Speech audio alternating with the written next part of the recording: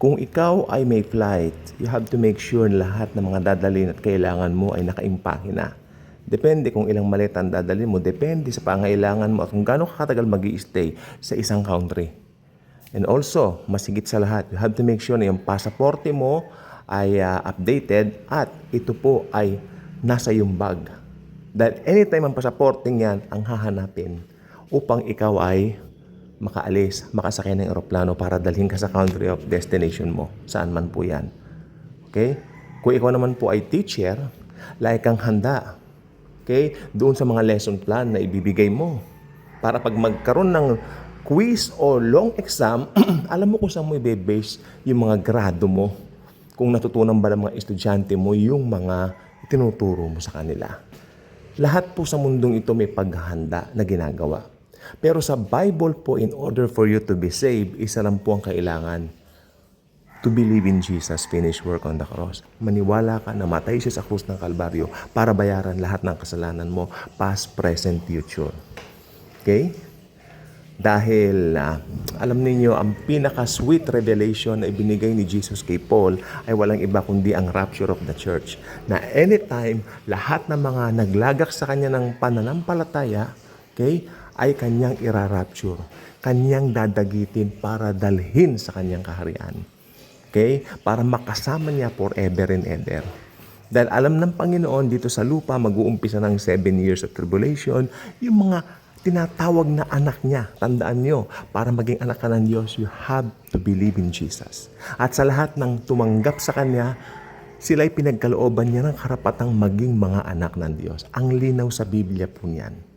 Silang mga naglagak ng tiwala sa Kanya, it means only through faith, hindi sa works. Kaya mga naniniwala na works daw ang nagliligtas para makaligtas, I mean, sorry to say, pero you will be left behind pag ganyan ang pananaw po ninyo.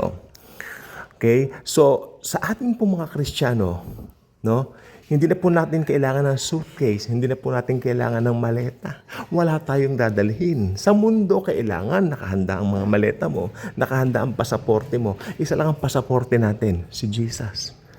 Okay? At ang magdadala sa atin sa ating destination ay ang pananampalataya natin, hindi eroplano.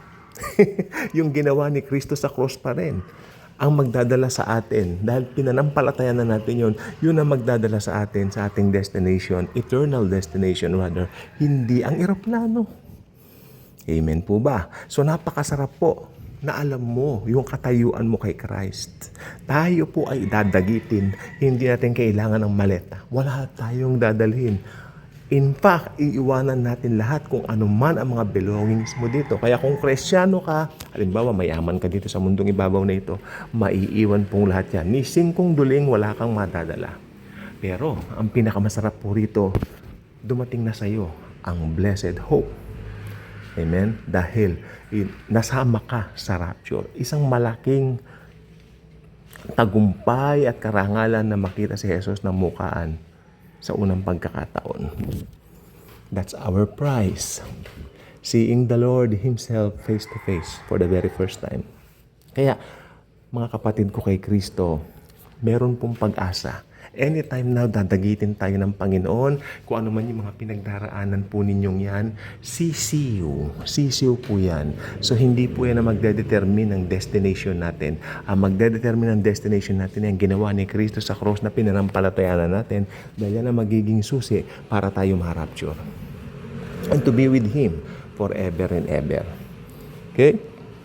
Ito po ang biyahe na hindi mo kailangan ng suitcase o mga maleta. Hindi mo kailangan ng literal na passport. Pero kailangan mo ng spiritual passport, si Jesus. Okay? At hindi mo rin kailangan ng eroplano para makapunta ka sa destination mo. Ang kailangan mo lang ang krus ni Kristo. The cross. His finished work on the cross. That will bring us to be with the Lord Jesus forever and ever. Hindi na tayo magkakahiwa-hiwalay nila Jesus. Magkakasama na po tayo forever and ever. Di po ba napakaganda po niyan? Okay? So, dito po, meron pong blessed hope ang bawat isa. Okay? So, ang sabi ni Pablo sa mga ganitong bagay, magpalakasan tayo ng loob. Hindi manakot, magpalakasan tayo ng loob. I'm talking about brothers and sisters, brethren, sa atin po ito. Magpalakasan tayo ng loob. Thank you. God bless everyone.